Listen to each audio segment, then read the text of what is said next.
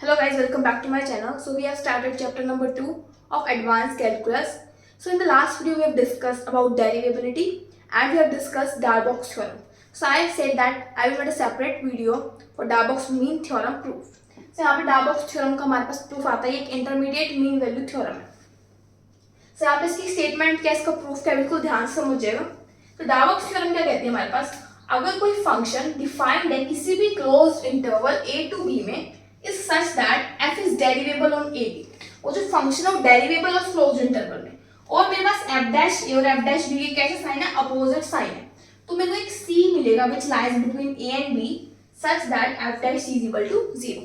सो हम प्रूफ में क्या लिखेंगे, देखिए हम लेट कर लेते हैं कोई फंक्शन है, ठीक है, और हम यहाँ पे दे रखे हैं कि f डैश a और f डैश b के अपोजिट साइन है. सो यहाँ पे हमारे पास हम लेट कर लेते हैं, लेट अस सपोज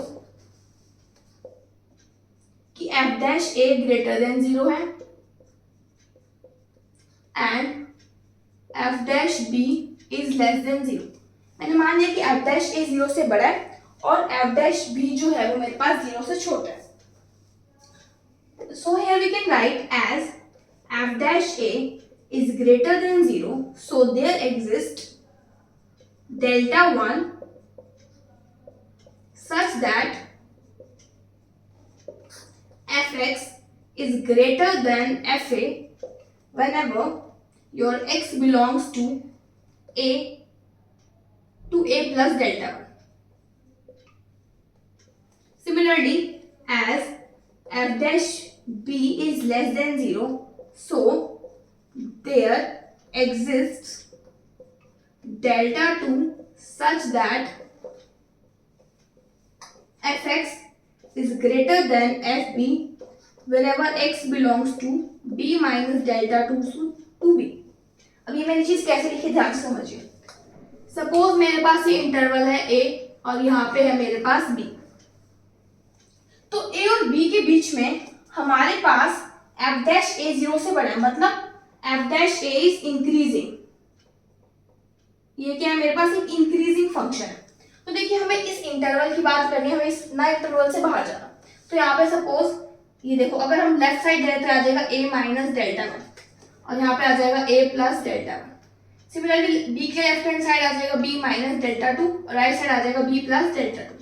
लेकिन हमें सिर्फ इंटरवल की बात करनी है, हमें इंटरवल से बाहर जाना ही नहीं है, तो हम a माइनस डेल्टा 1 और b प्लस डेल्टा 2 नहीं लिखेंगे. सो हम बात करेंगे सिर्फ a से a plus delta 1 and b minus delta 2 से b. अब यहाँ पे कोई भी x मान लो, कोई भी x इसको बिलोंग कर रहा है यहाँ पे, तो यहाँ पे जो x है वो a से बड़ा है और फंक्शन क्या ले रखा है, f डैश a 0 से बड़ा है, इसका मतलब ये इंक्रीजिंग फंक्शन है. अगर इंक्रीजिंग फंक्शन होता है तो fx भी किससे बड़ा होगा, fa से बड़ा होगा, और वो किसके बीच में लाया जाएगा, a से a प्लस डेल्टा 1. अब f डैश b 0 से छोटा है, f डैश b 0 से छोटा तो एक डेल्टा 2 एग्जिस्ट करेगा such that fx is greater then fb. अब मैंने इंक्रीजिंग में भी एक कंडीशन लिखी, डिक्रीजिंग में भी एक कंडीशन लिखी.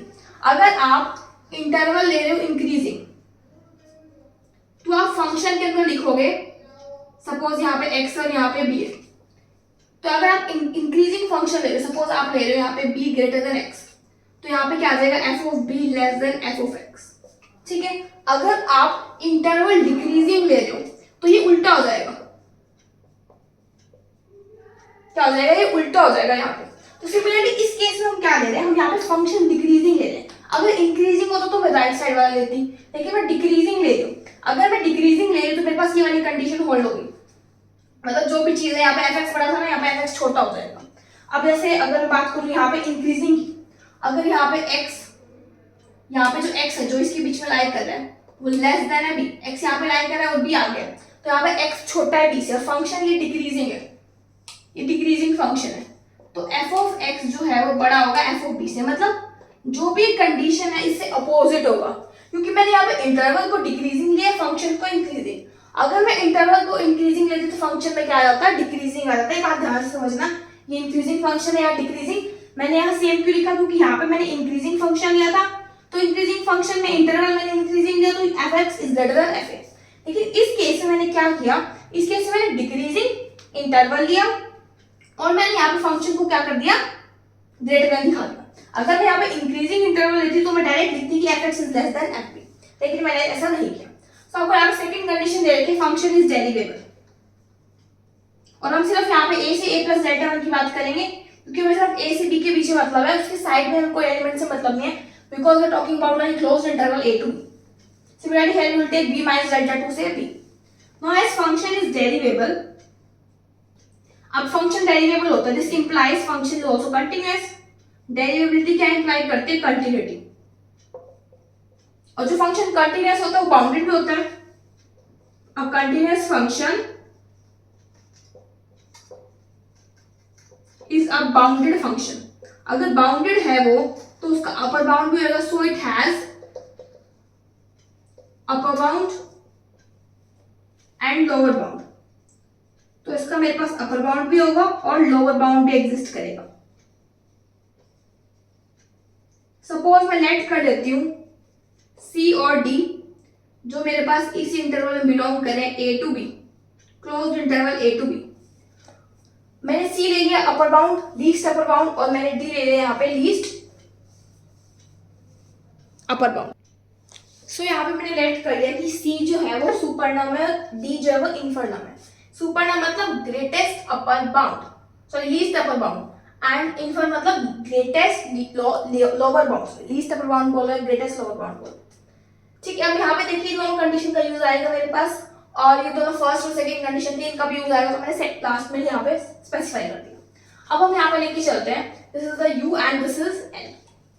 Now since u is least upper bound, ये मेरे पास लीस्ट अपर बाउंड है, तो अपर बाउंड की डेफिनेशन हम लगा सकते हैं यहाँ पे कि कोई भी fx जो है वो u से हमें लेस देन भी मिल सकता है और इक्वल टू भी मिल सकता है for all x belongs to an interval a to b.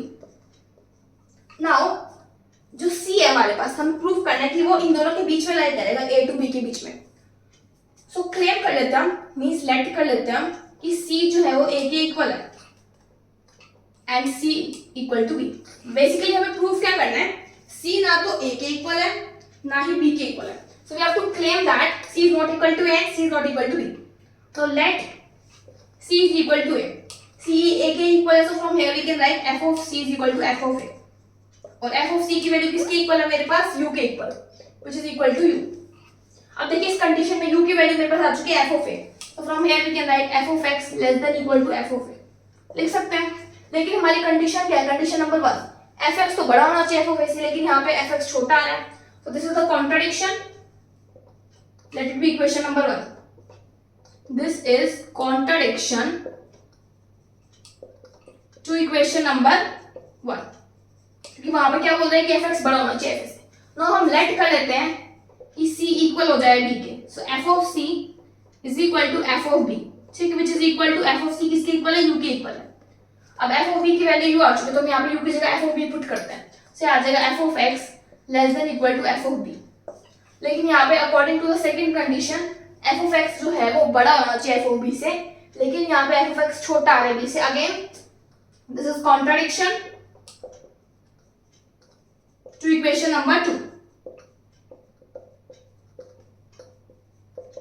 So from both these statements we can write that c is not equal to a, c is not equal to b. Means c lies in open interval a to b. ना ही c a के equal है ना ही b के equal है, इसका मतलब c इसके बीच में लाई कर रहा है. अब हम क्या प्रूफ करेंगे कि f dash c is equal to 0 है. we will prove this. इसको प्रूफ करने के लिए हम क्या कर सकते हैं? Proof f of c greater than 0. f of c ना ही 0 से बड़ा है ना ही f of c 0 से छोटा आ रहा है. इसका मतलब अगर हमने दोनों कंडीशन प्रूफ कर दी कि ना ही बड़ा आ रहा है ना ही छोटा आ रहा है, तो इसका मतलब किसके इक्वल हो जाएगा? फाइनली 0 के इक्वल हो जाएगा. तो ना इसको प्रूफ करने के लिए हम केस 1 ले लेते हैं कि f dash c जो है वो मेरा 0 से बड़ा है. तो f of dash c 0 से बड़ा, तो देयर एग्जिस्ट डेल्टा. सो जो हमने डेल्टा 3 लिया उसके कोरस्पॉन्डिंग हमारे पास इंटरवल क्या बनेगा? c से c प्लस डेल्टा 3 हमने ले लिया, तो देयर एग्जिस्ट डेल्टा 3 हमने लेट कर लिया यहाँ पे. तो f dash c अगर 0 से बड़ा है तो यहाँ से हम लिख सकते हैं कि fx is greater than fc. जैसे हमने इसका केस किया था, यहाँ पे क्या था? f dash a 0 से बड़ा है, तो हमने यहाँ क्या लिया था? fx greater than fa. तो यहाँ पे सिमिलरली हम लेंगे fx ग्रेटर देन fc. अब fc किसके इक्वल है? u के इक्वल है. So from here we can write fx is greater than u. तो हमें एक और ऐसी वैल्यू मिल गई x जो बिलोंग कर रहा है मेरे पास c से c प्लस डेल्टा 3 में, जहां पे वो u से बड़ा है, लेकिन हमने क्या लेट किया था कि u जो है लीस्ट अपर बाउंड है, मतलब इससे बड़ा तो अपर बाउंड पॉसिबल ही नहीं है। तो this is the contradiction to equation number third, that is B third, this one equation, this is third, so this is contradiction to equation number third. So इसका मतलब क्या है मेरे पास कि f dash c cannot be greater than equal to 0. Similarly, we will take case 2. Case 2 में हम लेते हैं कि f dash c जो है वो 0 से छोटा है, f dash c 0 से छोटा है, so there exist delta 4, जिसको हम क्या लिख सकते हैं कि fx greater than fc, where हमारे पास x किसको बिलोंग करेगा, c minus delta 4 to c, इसको बिलोंग करे। यहाँ पे क्या था, f dash b less than 0 था, और b किसको बिलोंग कर रहा था, b माइनस डेल्टा 2 से b तक। तो सेम यहाँ पे fx ग्रेटर देन b था, तो यहाँ पे fx ग्रेटर देन fc। सो fx बड़ा है fc से, और fc की वैल्यू क्या है u, तो fx is greater than u, लेकिन u हमारे पास अपर बाउंड है, और हमें एक और वैल्यू मिल रही है जो अपर बाउंड x जो है इसको बिलोंग कर, और एक और अपर बाउंड मिल रहा है। Suppose this is also the contradiction, this is contradiction to equation number third, इसको मैं अभी रब कर रही हूं।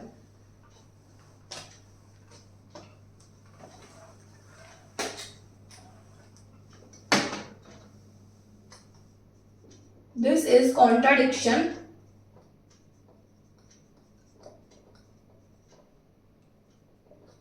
to equation number third.